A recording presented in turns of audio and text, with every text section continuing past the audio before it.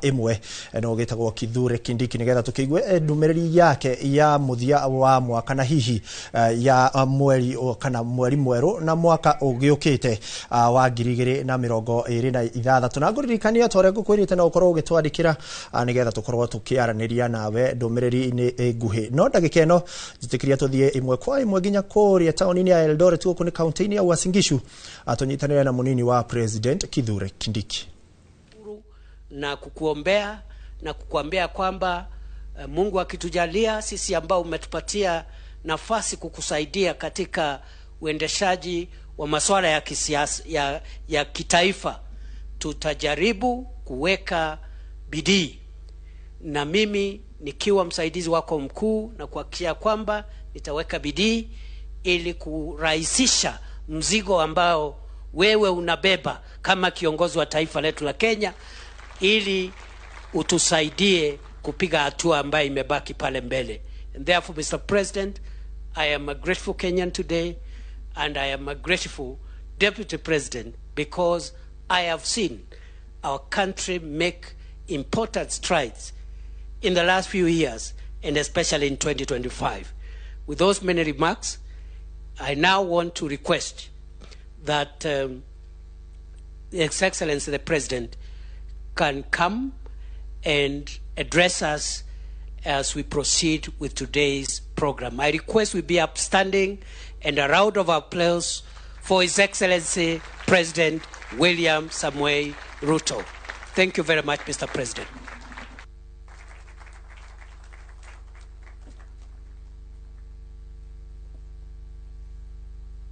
Thank you very much, Mr. Deputy President. Please, let's take our seats.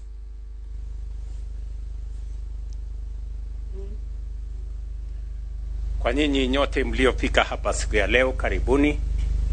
Distinguished guests, fellow citizens, I have never looked forward to a new year the way I look forward to 2026.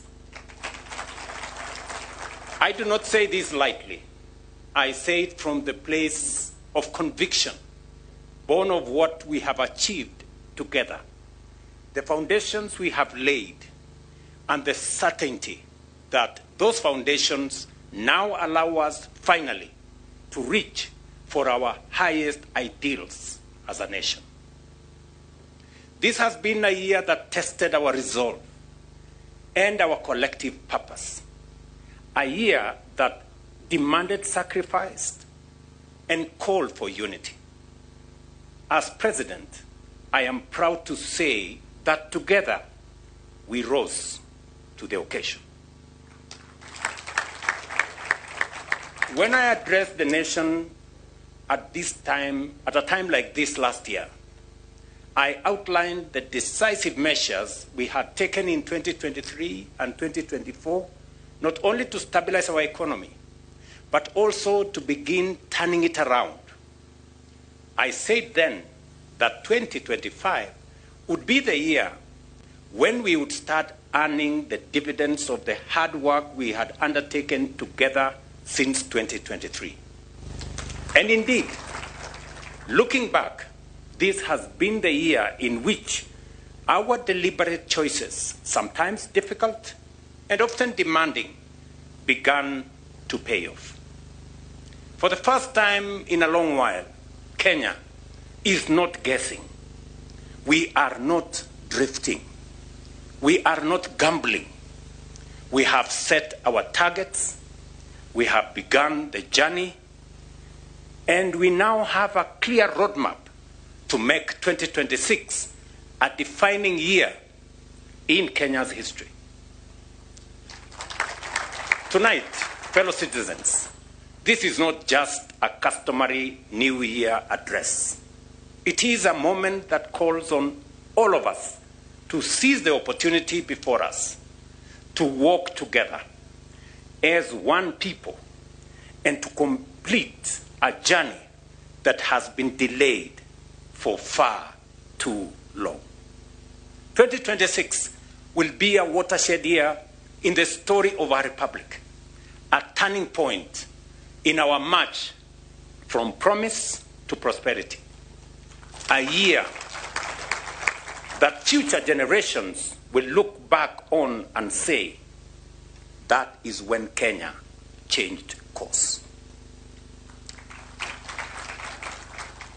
We can speak of this moment with confidence because we are not starting from nothing. We are building on a solid foundation already laid. Step by step, we confronted difficulties, carved out opportunities, and laid a strong and formidable base for the future of our country. But the story of 2025 is not merely about numbers and statistics. It is about people, the hustlers, the mama mbogas, the border riders, the farmers, the traders, the entrepreneurs, and the workers whose toil, patience, and sacrifice have begun to yield tangible results. It is the story of ordinary citizens whose lives have quietly changed in very extraordinary ways. Kenyans like Mama Cherusha Mudhoni, whose dream of owning a decent home finally came true. For years, her family lived in a single crowded room, exposed to rain and cold, in dignity and fear, never knowing what tomorrow might bring. In 2025, that chapter of uncertainty ended. She moved into a modern, affordable home with clean water, electricity, a proper toilet, and cooking gas. For the first time, her children have space to study and play. Dignity replaced survival. The foundations we have laid have also enabled millions to access quality health services under our universal health care program. Today, more than 29 million Kenyans are registered under Social Health Authority. Across the country, stories of care, relief, dignity, and support are being told, quietly and powerfully, by ordinary citizens whose lives have been transformed. Stories like that of Naomi Mutendwa Kilunda, a single mother of 6, who watched her 17-year-old daughter, Lydia, struggle daily with a severe and abnormal breast overgrowth that caused pain, limited mobility, and emotional distress. After learning about the SHA program through her local assistant chief, Naomi enrolled and registered her children as dependents. Lydia was treated at Kenyatta National Hospital, where SHA fully covered the cost of a specialized corrective surgery amounting to Kenya shillings 168,000, as well as all post-operative follow-ups. No out-of-pocket payments was required. Lydia has since recovered well, regained her confidence and dignity, and is preparing to resume her education in this new year as she joins Form 4. Let me tell you another story. In Kisumu, Christina Wino Onyango, a 41-year-old widow, mother of 5, and a mama mboga, faced a life-threatening diagnosis of stage 2 esophageal cancer. As a registered SHA member contributing 7,000 annually, Christine received comprehensive treatment at Jaramogi Oginga Odinga Teaching and Referral Hospital. SHA covered medical costs exceeding 250,000, including diagnostic tests, specialized surgery, 5 days of intensive care, and inpatient and post-operative management. Her chemotherapy, scheduled to begin on January 15, will also be fully covered. These are not isolated stories. They reflect the experiences millions of other Kenyans have benefited from the outcome of deliberate policy choices. Ladies and gentlemen, for too long, farming was a gamble rather than an investment. Farmers planted and prayed, never certain whether the harvest would even cover their initial costs. That story has changed. With affordable fertilizer, certified seed, and the blessing of rains, yields have improved significantly. Food production rose significantly. Maize harvests are on course to reach the highest in the history of Kenya. Tea earnings surged. Coffee prices nearly doubled. Sugar production grew as imports fell. Livestock, dairy, leather, and meat exports expanded steadily. We expanded education opportunity through reformed merit-based systems. And we helped nearly 1 million Kenyans access jobs through housing, labor mobility, and the digital economy, with many more opportunities coming in 2026, going into the future. But even as we acknowledge this progress, 2025 was not defined by success alone. It was also a challenging year, one that tested our unity and reminded us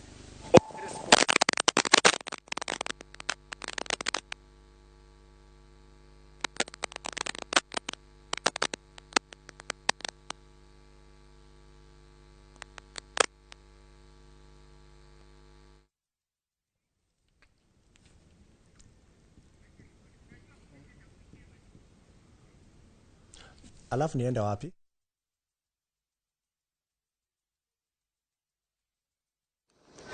But it also imposes responsibilities on citizens and leaders alike to uphold the rule of law, protect life and property, and safeguard peace and stability. Our responsibilities are inseparable. In a thriving democracy, debate and dissent are legitimate and necessary. But our Constitution does not license violence or criminality. Differences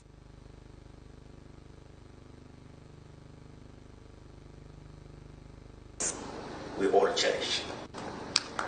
Those entrusted with leadership carry a heightened duty to unite, to build rather than to burn. Kenya is bigger than any individual, any office, or any ambition. This republic belongs to all of us. And because it belongs to all of us, we share a duty to protect it. Ladies and gentlemen, as I announced during the State of the Nation address, 2026 marks the moment when our journey to transform Kenya into a first-world economy begins in earnest.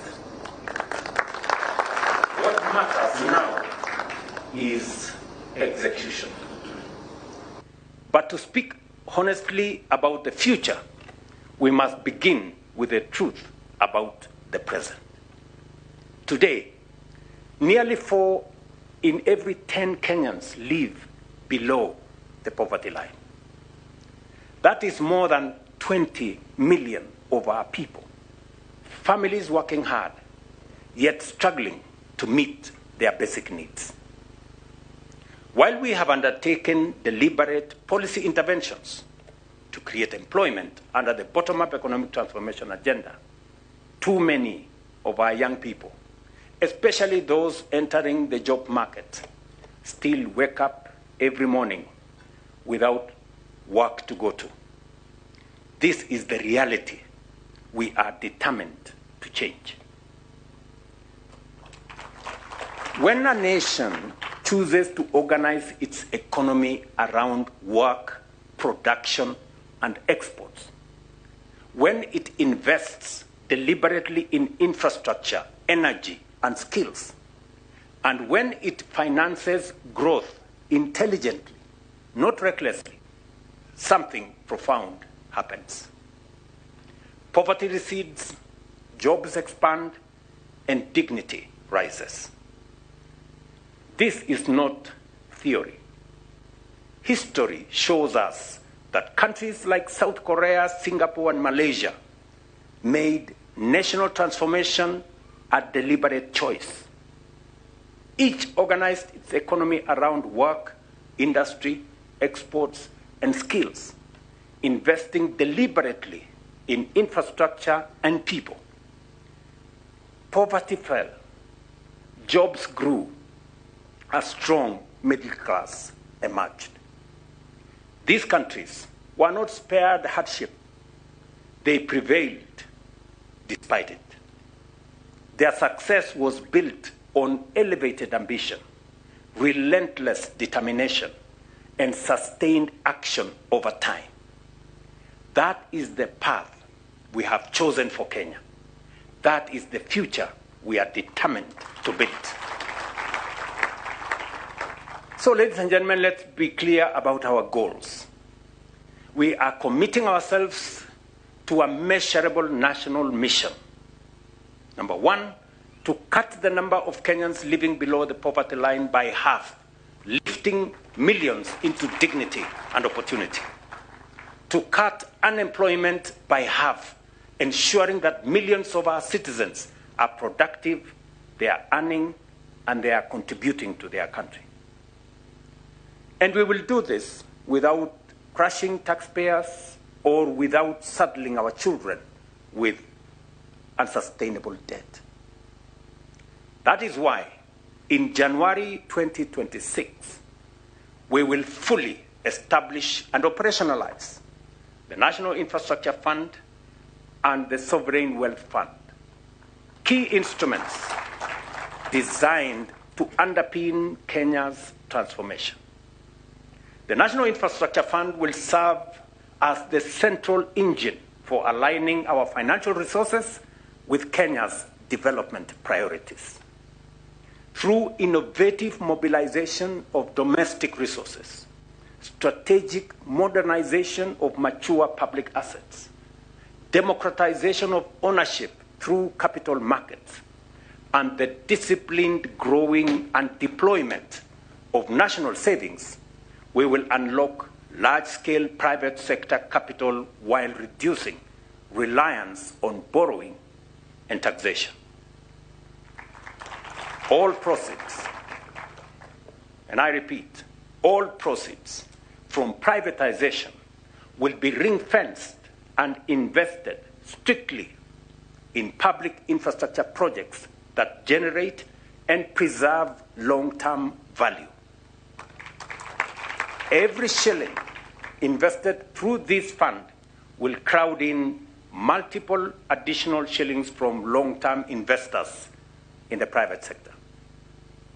Alongside this, the Sovereign Wealth Fund will for the first time secure intergenerational equity, saving for the future, protecting future generations, and protecting the nation from external shocks and investing in strategically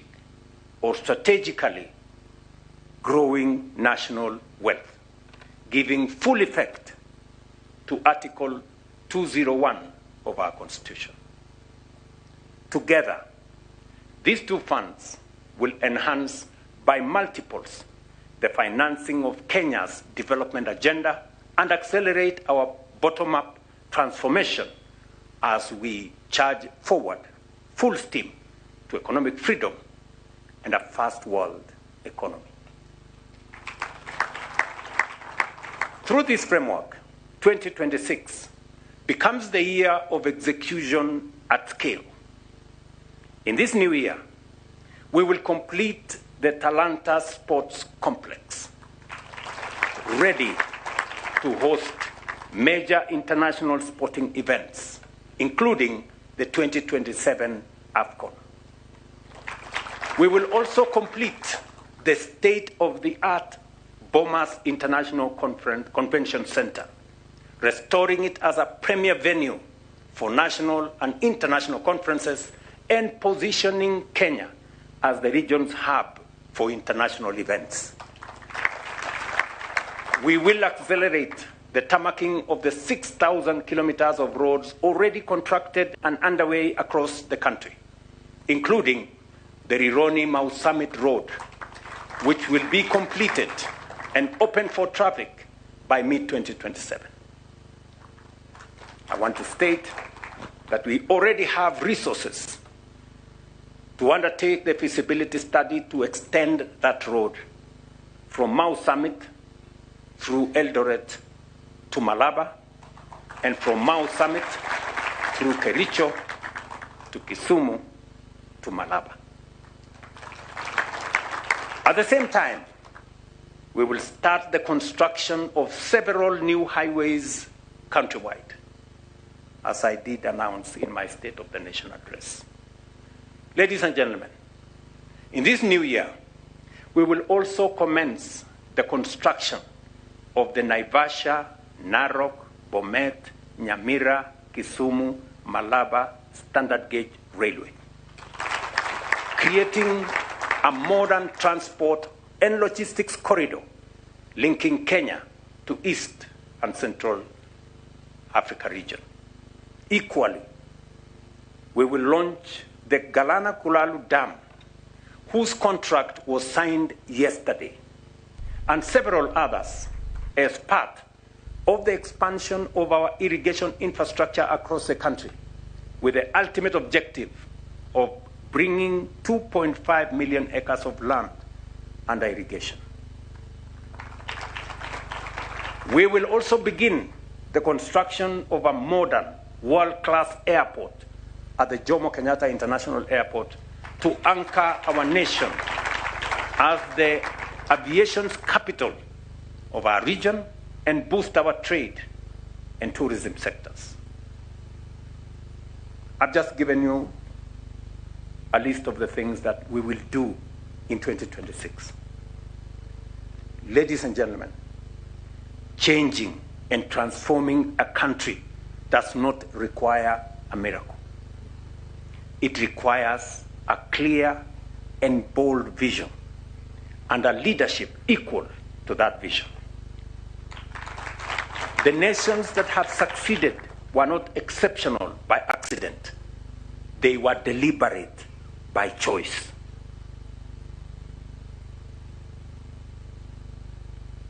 One bishop, I saw one bishop last week say that if others took 30 years to move to the first world, Kenya will take shorter because we believe in God.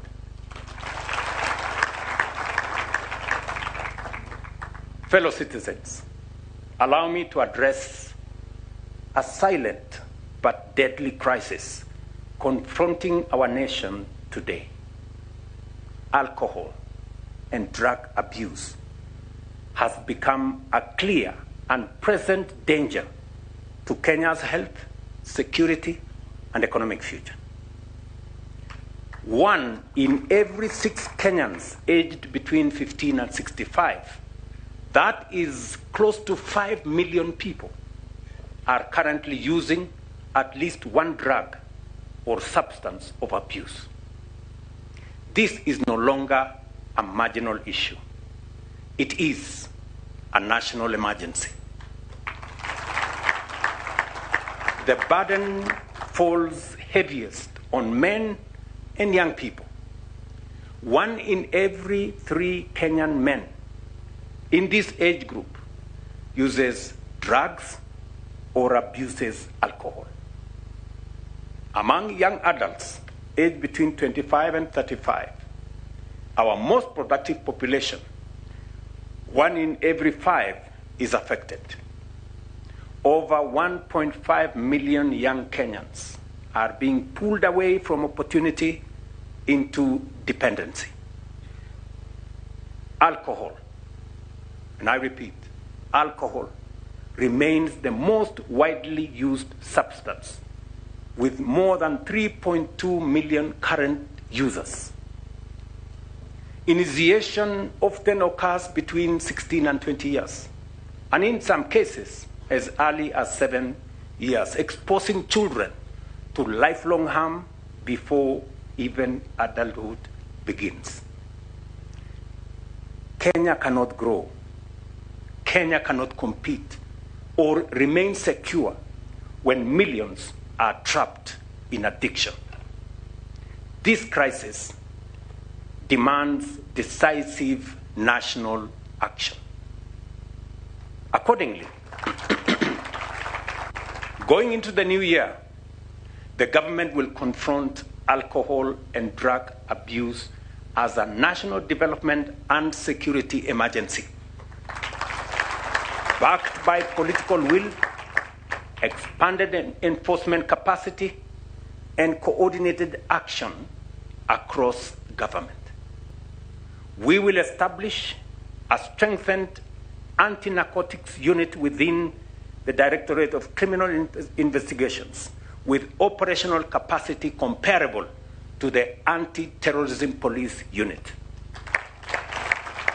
Fully resourced with modern surveillance, intelligence, forensics, financial investigation capabilities, the unit will operate as a permanent multi-agency formation, working closely with the National Authority for the Campaign Against Alcohol and Drug Abuse, NACADA, the National Intelligence Service, border management agencies, county governments, and international partners. To support this expansion, the unit's strength will be boosted from the current 200 to 700 officers through new recruitment and redeployment, all trained and equipped for national operations against high-level traffickers, financiers, and organized criminal networks. Asset tracing, seizure, and forfeiture will become central to every narcotics and illicit alcohol investigation. The Asset Recovery Agency will be engaged from the point of seizure, and all assets used or acquired through these activities, including cash, vehicles, land, buildings, and businesses, will be treated as proceeds of crime, promptly frozen, prosecuted, forfeited to the state, and redirected to rehabilitation, prevention, and treatment programs. Recognizing these crimes as organized criminal enterprises, I urge the judiciary to consider establishing specialized courts to fast-track cases, and I will be consulting with the Chief Justice on how the executive can support this effort, including resourcing while fully respecting judicial independence. Border security will be strengthened through enhanced capacity for the Border Patrol Unit and the National Police Service, including modern surveillance technologies to monitor movement across our borders. Finally, to safeguard integrity within the security agencies, any government official, including security officers, found culpable of facilitating, protecting, or colluding with drug traffickers or illicit alcohol networks will be prosecuted and dismissed forthwith from service. Fellow citizens, this struggle is deeply personal to me as president and as a parent. No law can replace parental guidance, community values, or early intervention in the lives of our children.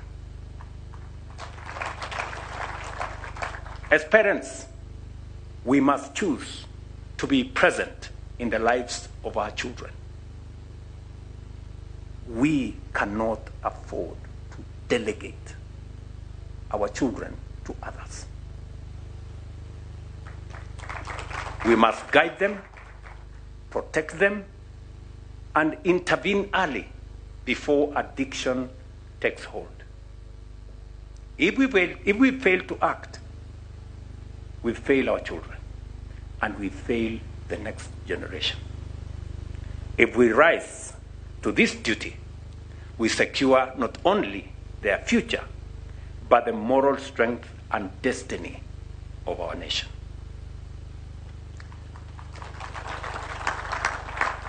And just as we demand responsibility in our homes, we must demand the same at an even higher standard from those entrusted with leadership in our public life. Leaders must lead from the front. I reiterate that 2026 and the years beyond will usher in a period of accountability. Leadership will not be judged not by promises made, but by performance delivered.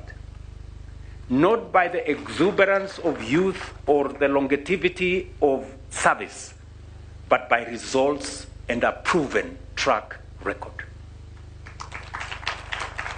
Those entrusted with the privilege of leadership will be held to account for the service they render and the outcomes they deliver to the people, not for the excuses crafted to mask a poverty of ideas or a lack of ambition. The measure of leadership is impact, and that standard will apply to all. Happy New Year 2026. May God bless you all. May God bless Kenya.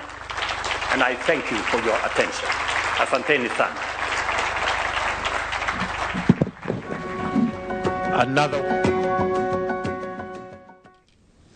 Ocio akiri president wa bũrũri niwe wagikorwo akirekereria ndũmĩrĩri yake President William Ruto, na hau kabere akinyitwo ũgeni ni munini wake Professor Kithure Kindiki marakirekereria ndũmĩrĩri kuma kaunti-inĩ ya Uasin Gishu, ino ni tauni-inĩ ya Eldoret, na ginyaragia na hau twabe tuikirio hanini indi turacokereria.